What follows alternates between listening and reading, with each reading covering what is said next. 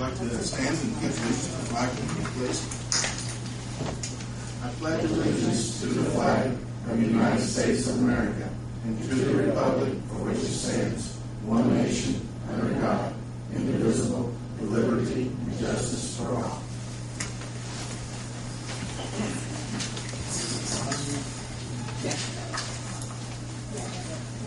Today is April 4th, 2011. The time is 5 p.m. and the regular meeting of Greensburg Board of Works is called to order. At this time, I'm requesting all cell phones, pagers, and any other electronic devices to be silenced, please. Roll call vote, please, Jim. Rodney. Present. Linda. Here. Steve. Here. Denise. He's absent today. Gary. Here.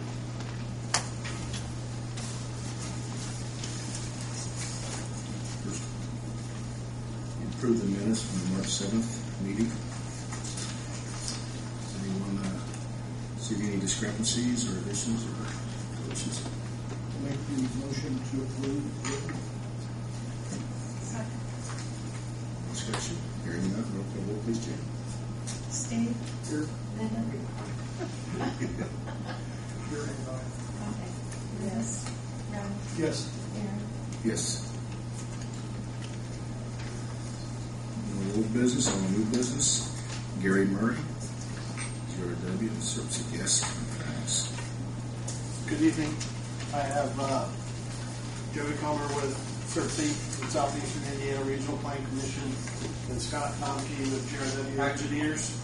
You should have received in your packets copies of contracts to continue on with the final design for the Gas Creek watershed retention ponds and pipe under the railroad, which would be GRW's contract, and then Jody's contract would be for the grant administration for the $2 million that we received from OCRA. Gary, is this point we had a change on the amendment? It does say an amendment because we did have a modification. We already had a contract for preliminary design with GRW. And that only got us through the grant application phase. Now this is the final construction document design phase. So we can put it out for bid.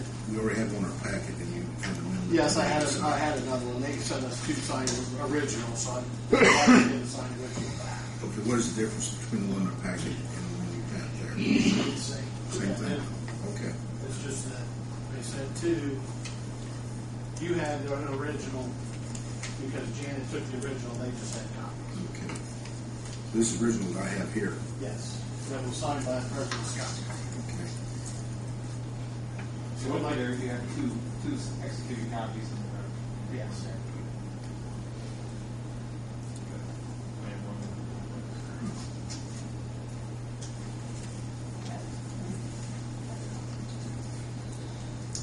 Does anyone have any questions on this?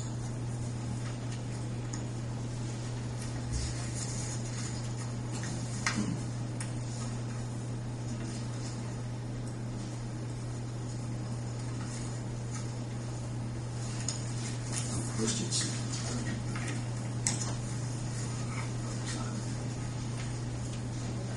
Sure. I have two. You should have had a copy. Yeah, copies of that. Copies. Here's two originals and ours also. Okay. So you may have to decide. Toss it out.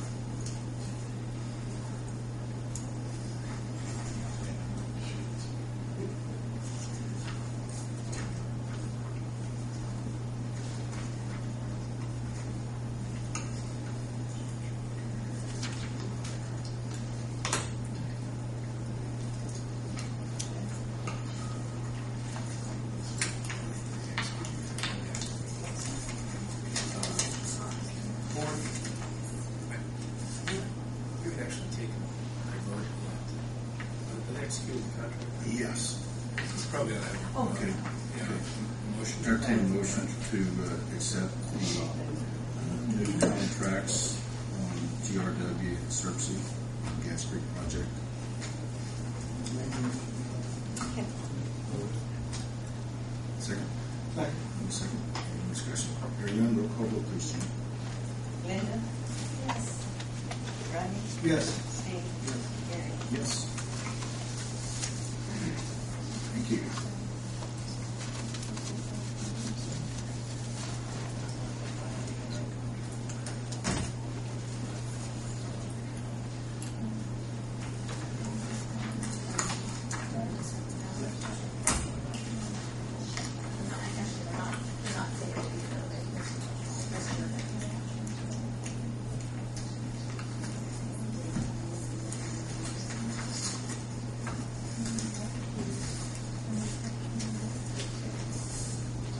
One additional item that's still under this line item on the agenda is a supplemental agreement for Jansen and Spahn Engineering.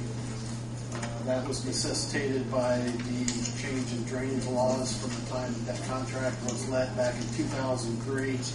And now we're required to design in stormwater quality in our projects if they're over 1 acre in size of disturbed ground, and that was not, those laws were not in effect when the original contract, design contract was signed. So we have a supplemental agreement for them to design post-construction water quality best management practices into the project. This is not. Linda?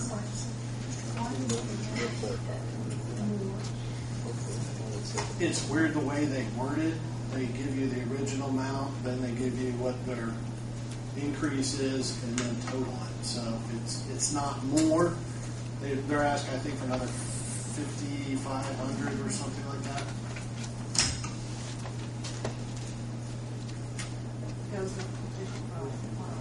Well, it goes up.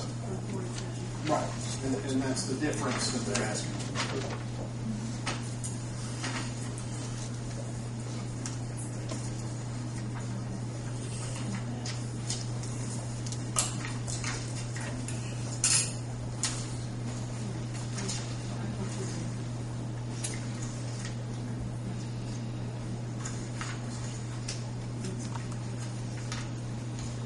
Is that information, Linda? It is a change in scope in what they have to provide as far as design services go. Because the additional that is not required? Yes. Before we had stormwater quantity, volume runoff issues. Now we have stormwater quality, is how clean it is when it leaves your site after construction.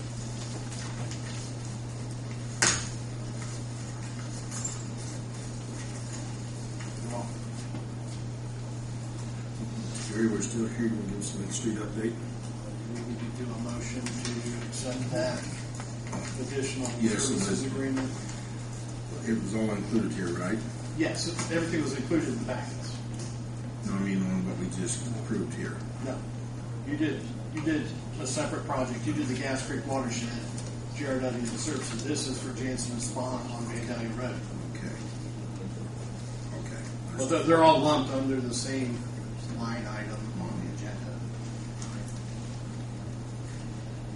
You need a motion to approve something over. Supplemental 5,500.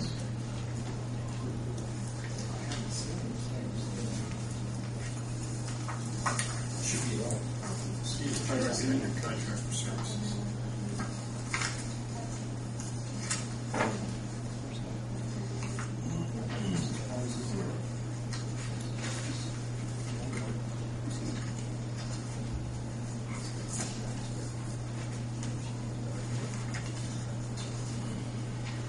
So I need a motion, entertain a motion to supplemental agreement.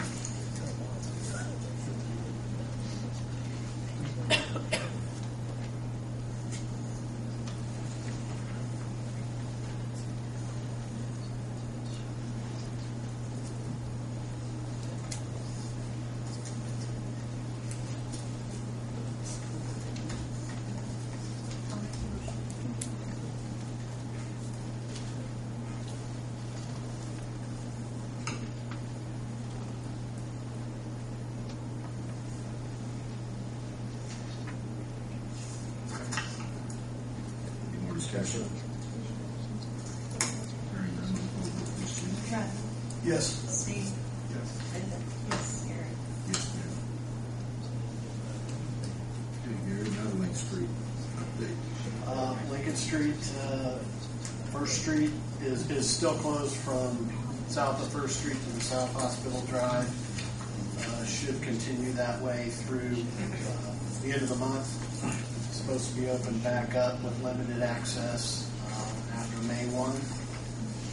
We did have a lengthy progress meeting with the contractor. We did talk schedule. They did outline their case for an extension, which was rejected by the state. About the only thing we got resolved in the meeting was that they would have Lincoln Street done from curb to curb and running on binder, which is what the north half is right now, by July 1. That will then allow them to shift traffic over to the west side and give them basically just the month of July to finish up curbs and sidewalks on the east side. And then they did say that, again, they would do their paving at night, and then we'll do the surface from one end of the project to the other. Other than that, we're probably going to wait till the fall for some of the final landscaping and shrubs as they go toward the end. Summer's not the best time to try to transplant some of that material.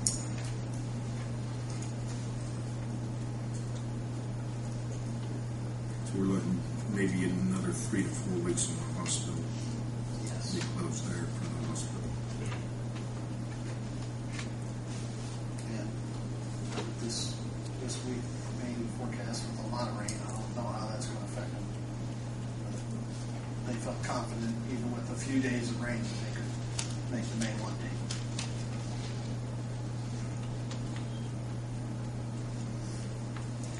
That was scheduled in the record contract of the phases that were going. That was the original phase 1 to close that portion of Lincoln Street. The contract documents did not state how long that closure would take, so. And originally it was basically could be closed all winter long. Yes, it could have. Quite some time. Any questions on the Lake Street update? Sorry, what did you say about the paving? They're gonna do their paving at night for the most part, just like they did before. We'll get up about 2 o'clock in the morning and try to be done by noon when they do the surface. Of course, it's less interruption to any of the business owners out there. And they will do, instead of doing half of it, and come back and the other half, and do it all together. Okay, what's the dates? You got a date? Well, the binder, they'll be running on binder, which is what the north half is on, Right now, without the surface course, by July 1, for the total length. for the total length of the project. But nothing else is going on. It's so bad there for First Street and all that. Don't we just pay over all that? First Street on. In front of the hospital. We're talking South. north. We're talking north. That long demoed and done just like the north half was. Right. They're And working that's what on they're looking to have done by they're working July. on the west half right now. South of the First Street, they're tearing all that out at one time, and they're going to build all of that back up to the binder portion. Then from First to Montgomery, they're leaving that as is until after the school buses quit for the year. Then they will tear out the west half of that and redo it. And they're also working north of Montgomery Road up to Swifty on the west half. And all of that should be done around May 1. And then once they get the portion between Montgomery and First torn out, and they'll put the west side in, and then they'll tear out the east side from First all the way back up to Fifth. Yeah. And there'll be some minor touch-ups. There's some areas that said, we did the day mark in front of CVS, and the binders come apart a little bit, so there'll be some other prep work that we'll need to do before they put the surface down on. Street lights are illuminated north of Bear Shell. There are 3 different service points where they receive power along that stretch. There are 5 lights installed south of Bear Shell, but they're not energized yet. They come from a different service point further south. The sign,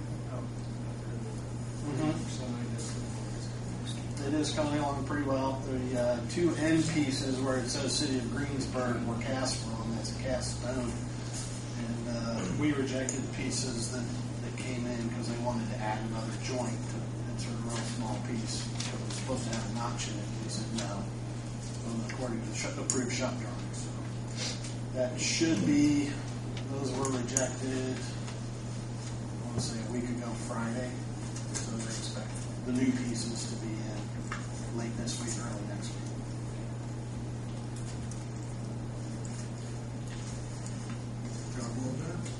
Any other questions?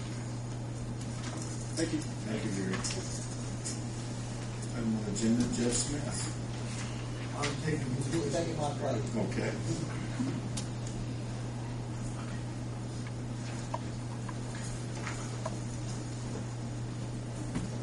A short synopsis on the selection of the design group for the Greensburg wastewater treatment plant.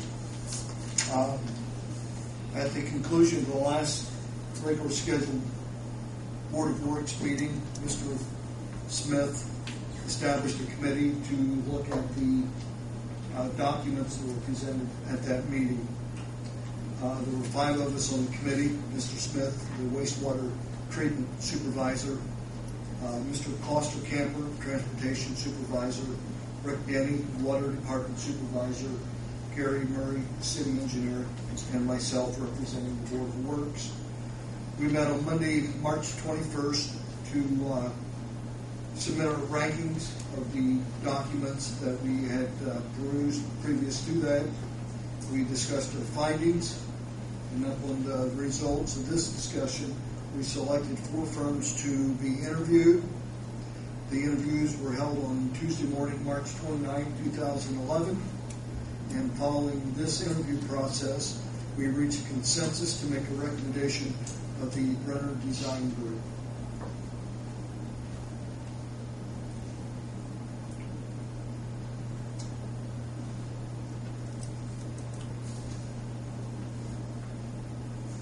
We'll try to answer any questions if you might have any. So everyone understands what you base your decisions on, Dr. King. Say again. What did you base your decisions on, your consensus? We based our decisions on the documents that were presented as whether they met the needs of the city of Greensburg. We also based our decisions upon the questions that we posed to the different groups and their responses.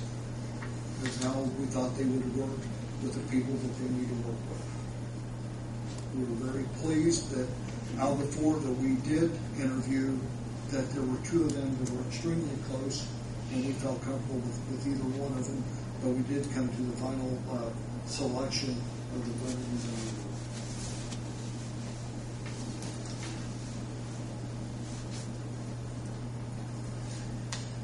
Steve, Linda? Anyone else? Can I say something there? Jeff, please. Basically, what I'd like to do this evening, if we could, is get the okay to go ahead and discuss with Brenner getting a contract. That contract comes in, have Tim review it, make sure it's a good contract, and then have you have the ability to go ahead and sign that contract so we can go ahead and proceed to have them start the architectural.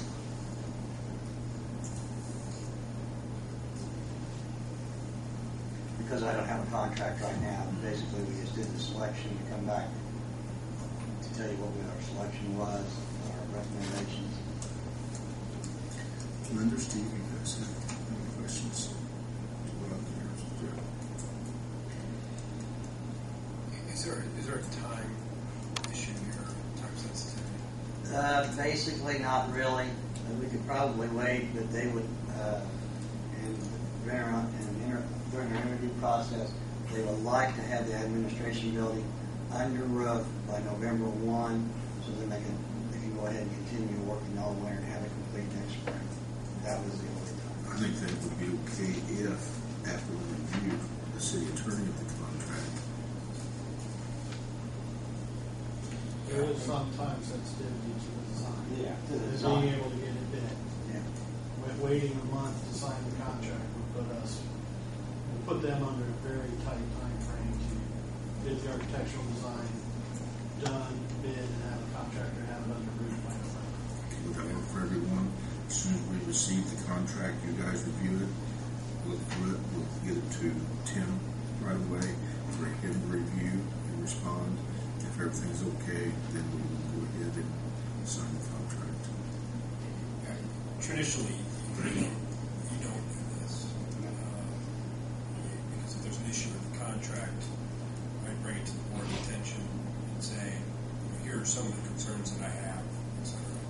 In this case, there seems to be more of a time sensitivity issue here than not. If you would like me, as the city attorney, to review it, and so long as there's no substantial issues, then I'm happy to do that. If there's a substantial issue, then If there's a substantial issue, we might have a special meeting, or we'll wait till next What they're month. proposing is a standard AIA contract Yeah, that correct. you've seen. Tim, and the only thing that might be an issue would be some of the scope items of what they will do for that. but the scope of items are left to the engineering department and to Jeff as to what they're looking for. The AI contract is a form contract. We see them all the time. The architectural firms, that's what they use. I don't know that there's going to be an issue here. If there's a different service being provided, I'd need a little bit more medicine to go this direction. Because- Or a different contract that is not as boilerplate as the AIA on architect. Are you comfortable with this? I'm okay with this. I guess what I'm saying this to the board that this is not this is an exception to the rule. This is not the rule. Traditionally, you want to allow yourself to see the contract yourself and even vet the contract. I know, for instance, Steve, a good example is when we had the NDOT contract. You had a series of questions. You should be given the opportunity to do that. In this particular circumstance, we've seen this AIA contract multiple times, so we're not as concerned, but just in the future, just be cognizant of that. But I agree with Gary and I agree with Jeff. That's okay to do, especially given the time sensitivities and the construction schedule. I mean, we could certainly get you a copy of the contract probably yet this week if you have time to review it. They had indicated that they could get us a contract fairly quickly. And so if you guys want a copy to review, we can certainly get you one. Try to. And that way you could have the questions, but still, ask anybody on the committee or the mayor. We get you answers on our decision. Yeah, you can shoot me an email, Steve.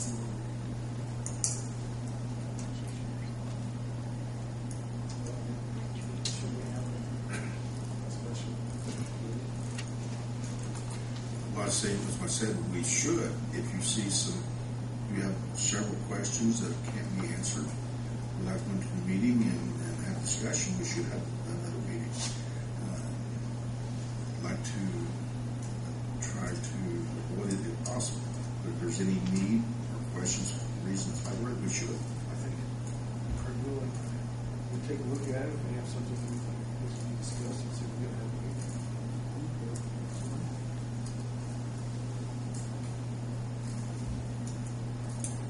I'm comfortable looking at it, see if I see it wrong.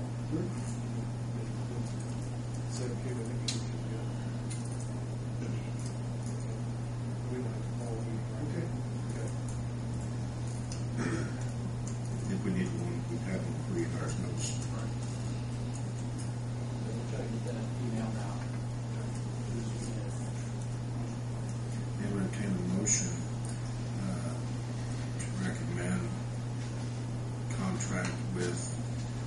design group in regards to the wastewater treatment plant office, Subject to subject to the approval of the contract by the Board of Works.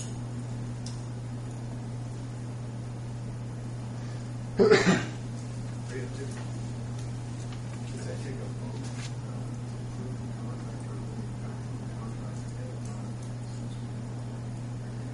Legally.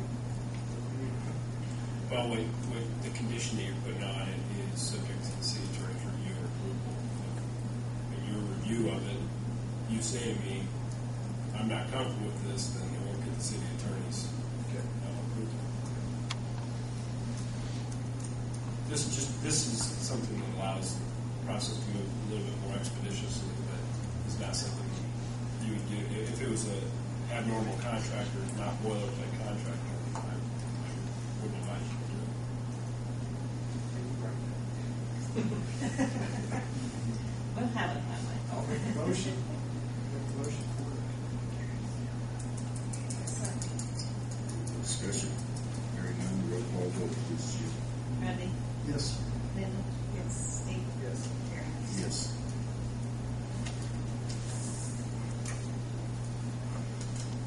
Next item is put Jeff Smith's name on it. St. Mary's Sewer Connection fee. Jeff, would you like to speak, or would you just like for Mr. Beast to address the board? Yes. Andy, would you like to come on?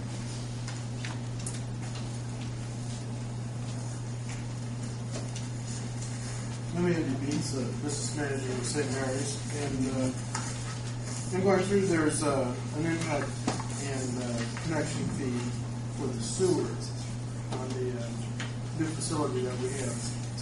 And in looking at this, we are actually just transferring 220 students from our present location to the new location. So we're requesting that the city take this into consideration as far as the connection fee of $9,580.65. From our perspective or our point of view, it's not really adding, but just a transfer. We just like the city to take that under consideration.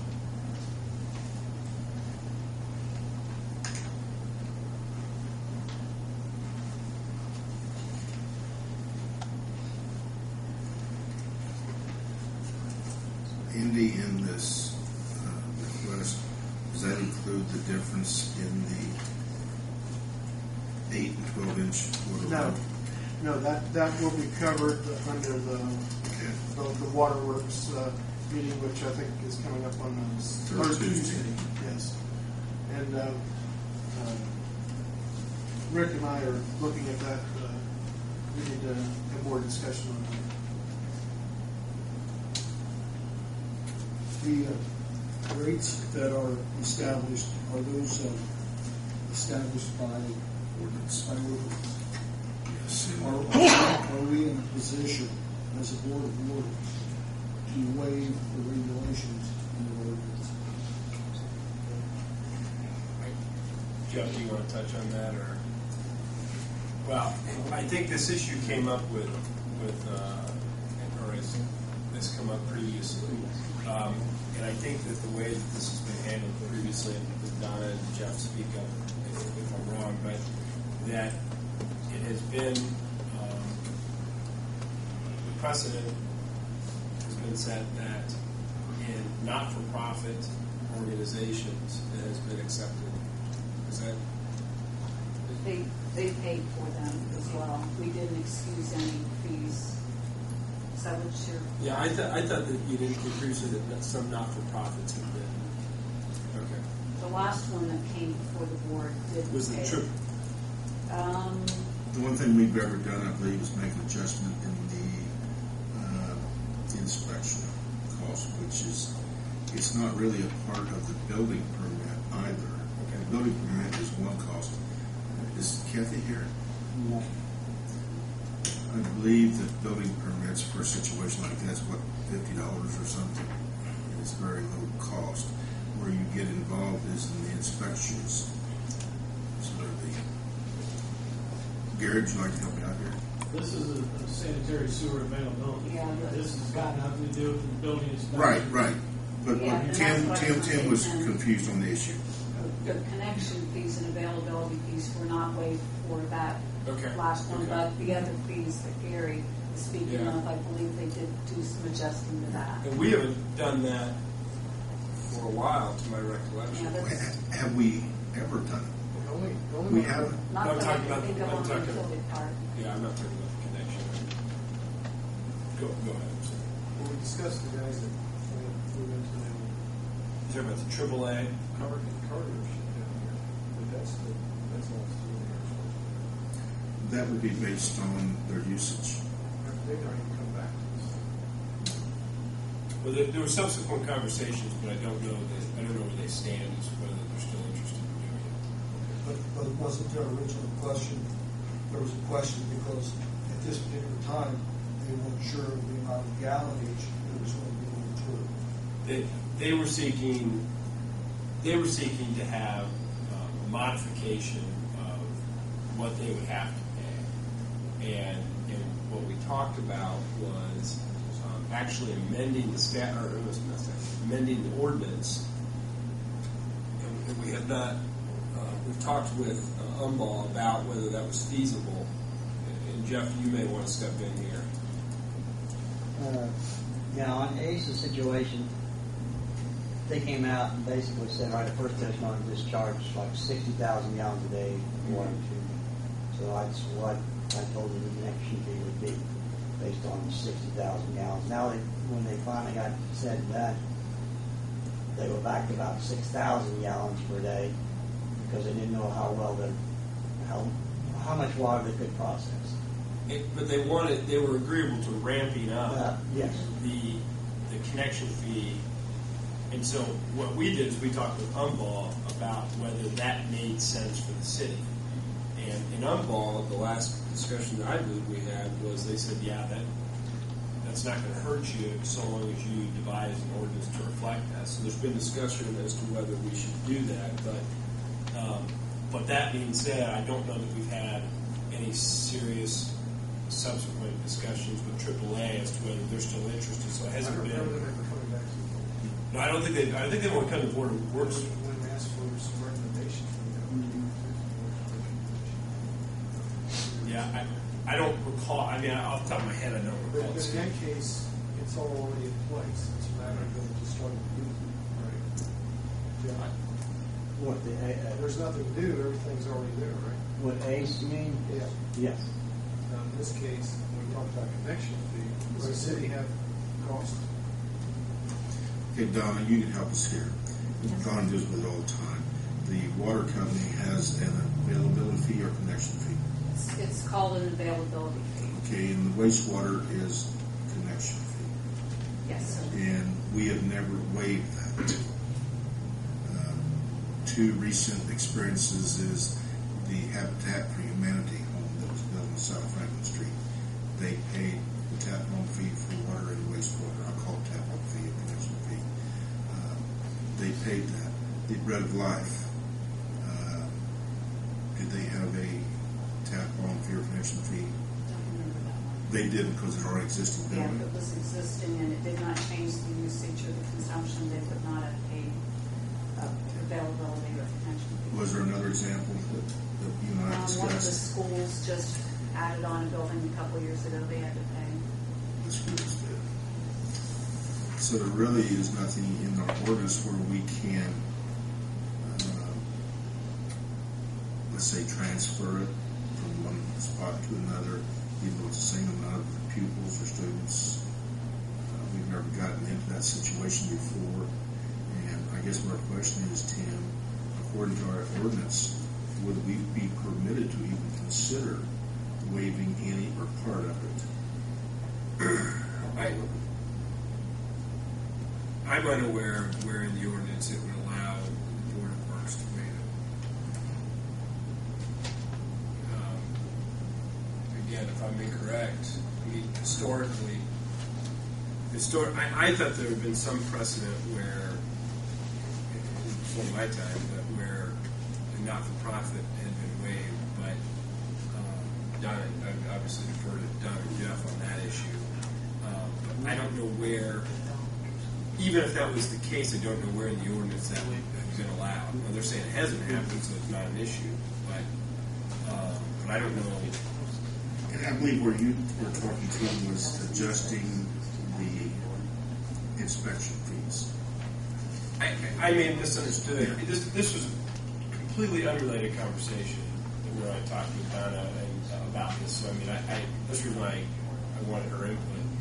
But I guess my point is, this has a lot of overlap with ACE as far as I can tell, because in that issue, the issue came up: what authority does the Board of Works have? And at that time, I think we surmised that it probably doesn't have the authority to reduce the connection fee or the fee that was involved. I don't know that it's any different here. Wouldn't be the same situation with the water board. How do you mean? To do the same thing with the water, the tap line fee there, connection fee. Well, it's a different ordinance. I mean, I wouldn't want to. I couldn't answer that. Because, They're Mr. versed Deeds the is same way, moving back. Tim, and you guys should have received those in the packets. And I had Is the highlighted. water one in here too? Yes, the availability fees in there as well as the, Mr. Deeds is scheduled on the agenda for the water board meeting. it would have not been the last thing that was sent, was the first. I guess one of my concerns today is that at this particular time, I don't want to set a precedent. Yeah. You know, whether it's for-profit, non-for-profit, that if there is a new hook on the fee, that fee needs to be paid by someone. Just put the connection fee, there has to be a connection fee. Here's what is connection/impact fee.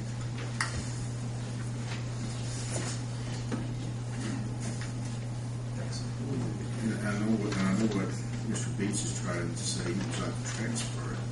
But the thing is, If someone else goes back into the school or the church and uses that building, then are they going to pay that a connection fee there? No, it's existing.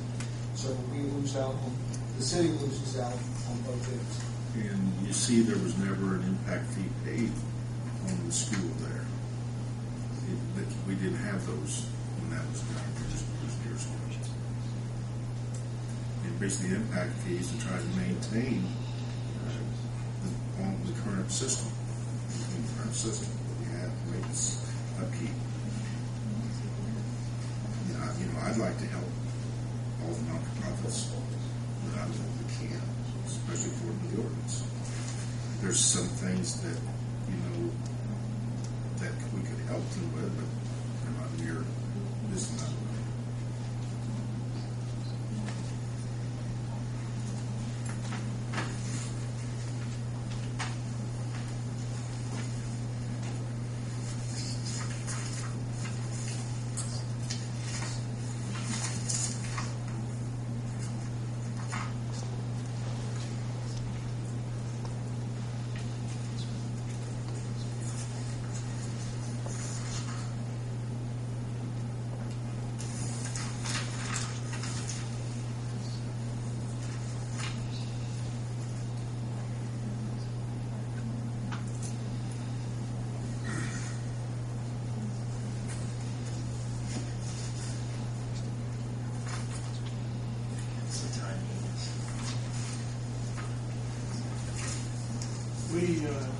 We're planning on, as soon as the weather breaks here, we can go ahead and start the construction and the foundation work for the facility. Our timing is to have the school ready for students by August of 2012. See, this fee has to be paid before the building permit is issued.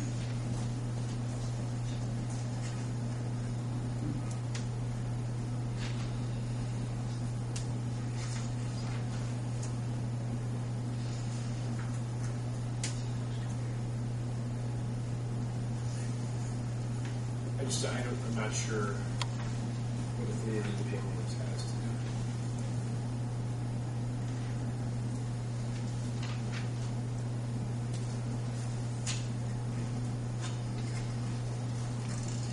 So, Tim will be your suggestion to the board.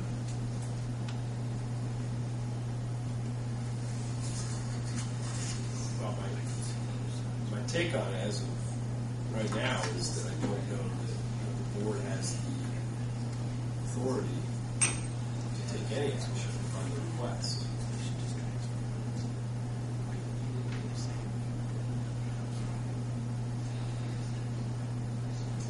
So, I mean, just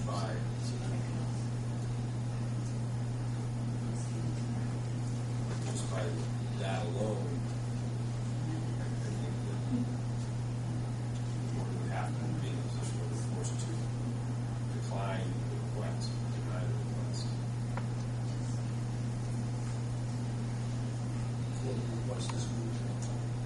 Yeah, I mean, I don't even know if you're in the position that you can entertain it.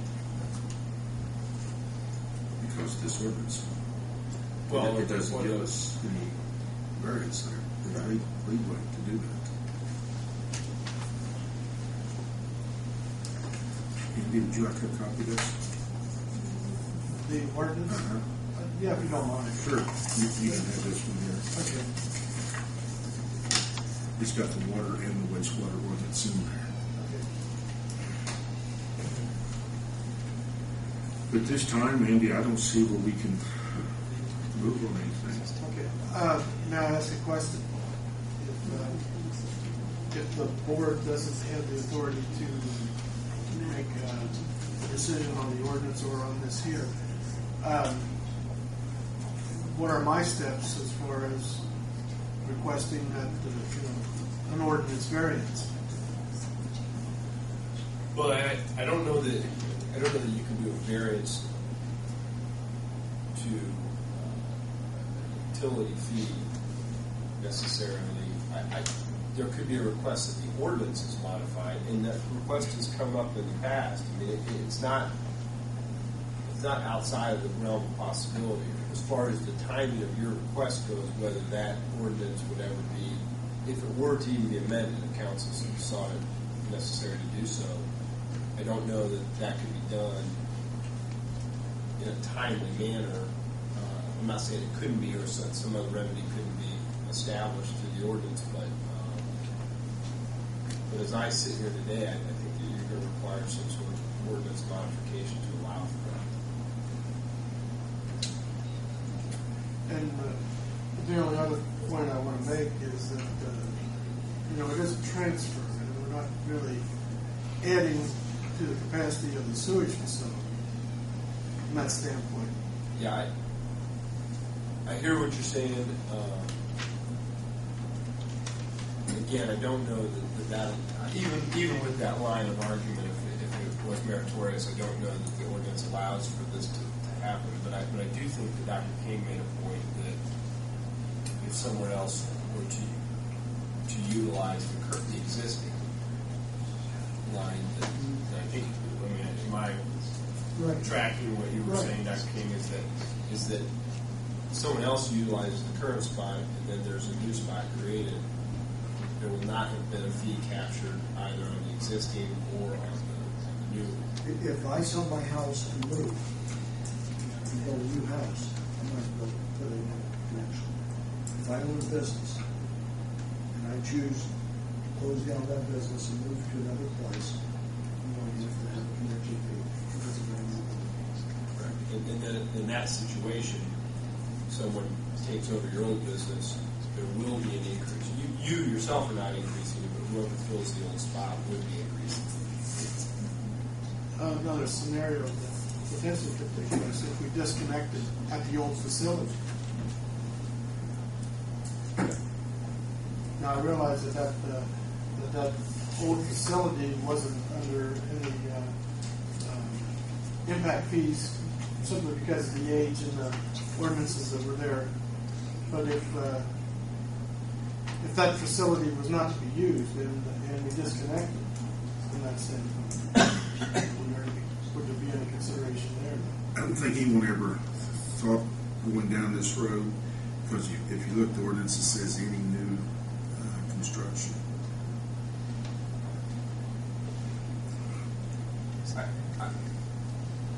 I can always speculate what Umball would say in that situation, but I don't think they're in the process of, or they're in the habit of recommending that they allow for disconnections. The idea is for utilities to be able to count on the current connections and then possible new connections when they're establishing the rate fees, et cetera. Sure. But even then, even with all that being said, I don't know that the current ordinance contemplates the Board of Works or any other board allowing this. Now, what I think was discussed again was trying to allow the ramping up of connection fees as the actual utilization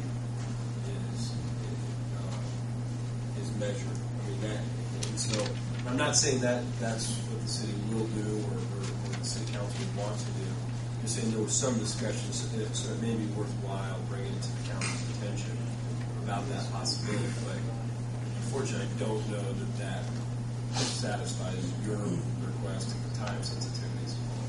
And Indy is always silver lining every cloud, but that should only increase the value of that property by whoever purchases that property not having to pay a connection fee. I mean, I know it's costing the church up front here, but it should save or give you more money on the value of the property when you sell it.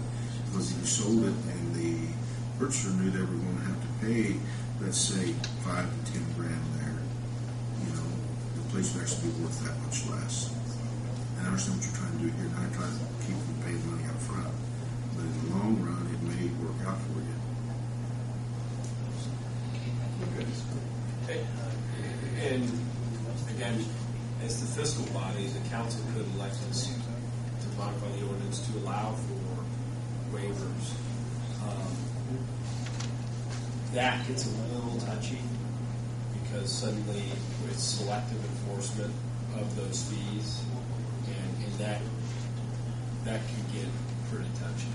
Even if you waive it for not-for-profit entities, it can be a tough thing to do. So I don't know that I'd recommend council goes in that direction today.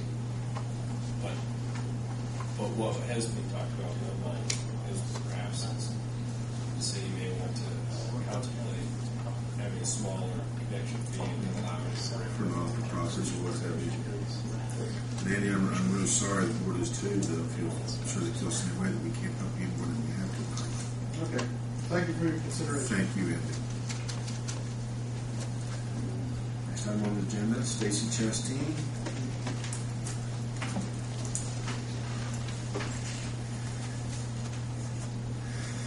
Stacy, right?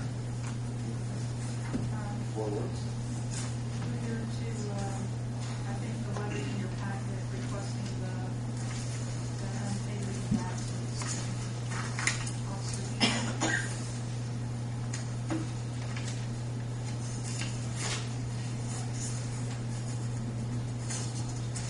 Stacy, we just had a short discussion on this morning. Has anything changed? Since this morning? Yeah.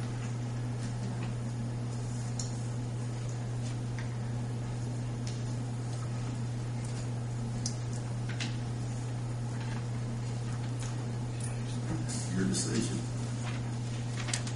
Nothing has changed since this morning. Devin isn't here today. She's out today. But she emailed me and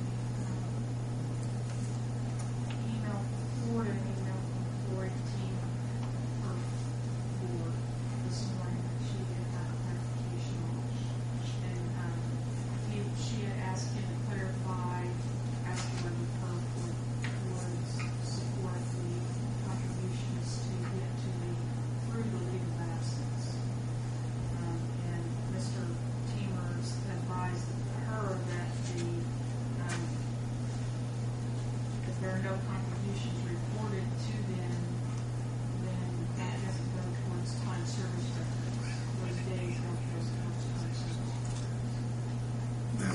concern.